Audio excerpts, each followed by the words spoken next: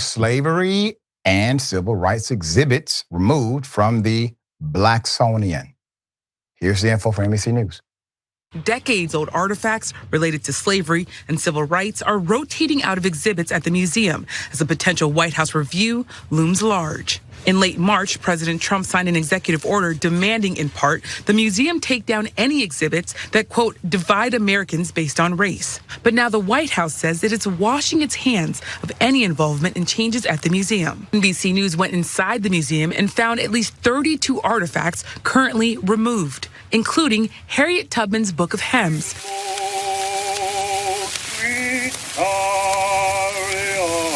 Gospels believed to have been sung as she led enslaved people to freedom through the Underground Railroad. And the narrative of the life of Frederick Douglass, the memoir of one of the most important leaders in the abolitionist movement. Both items gifted to the Smithsonian. The institution pushing back on critics, saying on their website, quote, claims that objects have been removed for reasons other than adherence to standard loan agreements or museum practices are false. So damn sad. Put it up full mass. They are not removing artifacts. They are removing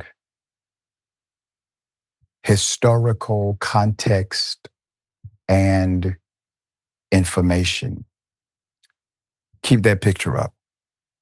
The same individuals who have engaged in this crusade to remove historical artifacts of strong Black leaders who were able to properly contextualize the moment of their era and lead individuals to a more progressive era. They're being removed, but these same individuals removing them would argue that a city government does not have the right to remove a racist-ass Confederate monument. They don't believe that divides the nation. They would tell you that's history and the government should fund it. But when it comes to Black leaders who stood for morality and justice, and let's be honest, the morality of Black folk have made this country what it is, the superpower that it became, and the potential that still rests inside of it. Without the morality of Black folk, what would America be? You probably don't even want to think about that. Without the movement of King and others, what would this country be? According to News One, amidst President Trump's flurry of executive orders targeting civil rights and Black history, concerns are growing over exhibits being rotated out of the Smithsonian's National Museum of African American History and Culture. According to NBC News, certain artifacts and exhibits detailing the history of slavery and the civil rights movement are being rotated out amid a potential review by the White House. In March, President Trump signed the, quote, Restoring Truth and Sanity to American History executive order that, among many other things, requires museums to remove exhibits that showcase, quote, improper ideology. Now, I want you to know he's keeping these terms very loose, very subjective intentionally. He did the same thing with the Republican National Committee. When he hijacked it, the first thing they did was they rooted out all of the definites, all of the exacting language, and replaced it with very loose, subjective, interpretive clauses. Why? Because he doesn't want to be bound to very specific anything, nothing. He wants to operate in this area. NBC News went inside the museum and found at least 32 artifacts. Now that's at least 32 artifacts that were once on display have now been removed. They include Harriet Tubman's Book of Hymns, filled with gospels that she is believed to have sung as she led enslaved people to freedom through the Underground Railroad, as well as a cloth made by enslaved people and a photo of the hip hop group Public Enemy. Also removed was the, quote, narrative of the life of Frederick Douglass, the memoir by one of the most important leaders in the abolition movement. Both items were gifted to the Smithsonian. Both The White House and the National Museum of African American History and Culture pushed back against the idea that these removals were a result of the executive order.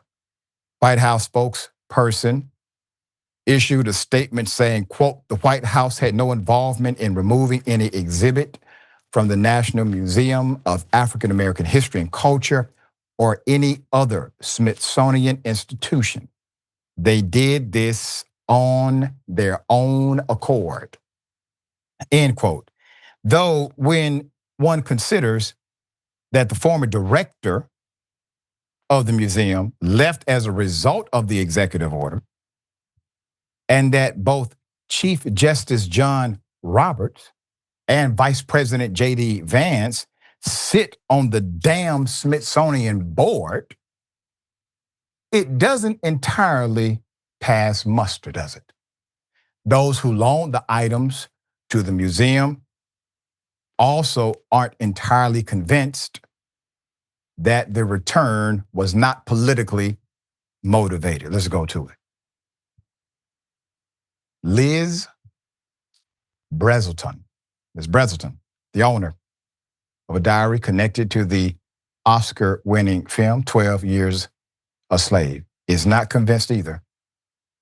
She gave one of her great-great-grandfather's diaries to the museum in September 2015 on a 10-year loan.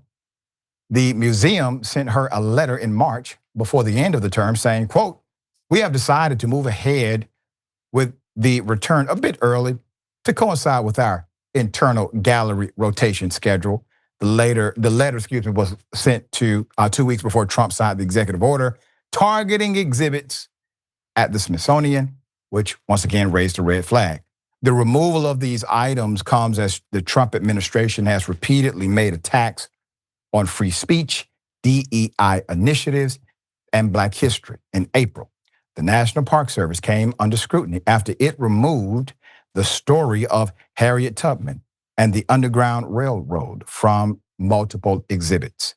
They eventually restored the exhibits after national outcry. You all were part of that. We covered it from day one. But the fact that they even had the audacity to try it should tell you everything about where this administration's priorities are.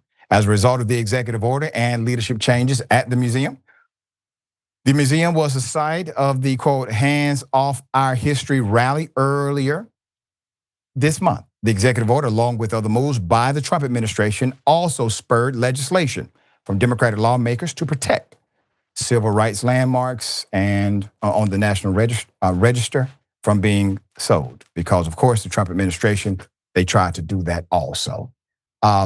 Listen, for those of you who come to Atlanta sometimes or looking to come to Atlanta to go to the King exhibit, right? Go check out the great historical King Center. That's a federal place. It's bound by federal rules. It is federally funded. If they take all of these things away, why couldn't they start coming after those? You see, this is systematic. These individuals don't simply go to the policy limit. They then create a new policy after they've maxed out that limit. And this is the game.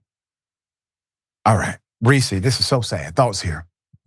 Yeah, I mean, the Smithsonian is one of my favorite. It's actually my favorite place in DC because it is gorgeous, it is powerful, it is comprehensive, and it just has such a huge impact that it's no surprise that they are doing what they're doing. I don't buy at all that there isn't some sort of political pressure here, even if they aren't directly dictating which specific artifacts need to be moved. We've seen a pattern throughout this administration where people comply with things in advance, or they comply, or they try to make some provisions in the hopes that they curry favor with this administration. Yep. For instance, with Muriel Bowser ripping up the Black Lives Matter mural on Black Lives Matter Place. I don't even know what it's called anymore.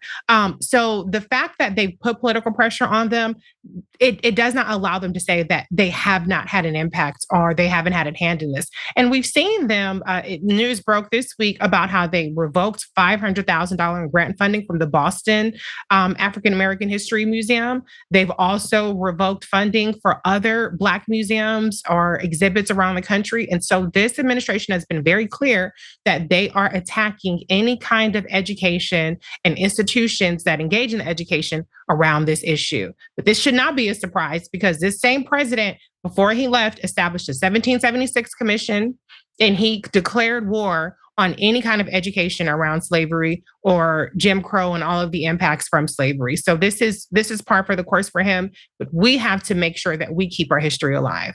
That's right. And that's my encouragement to everyone who's watching. You, me, we have to become much more intentional about proper, accurate, historical, and relevant education for our youth. And if you don't have kids, find some. Volunteer somewhere. There are opportunities to do this. We'll bring updates as they come.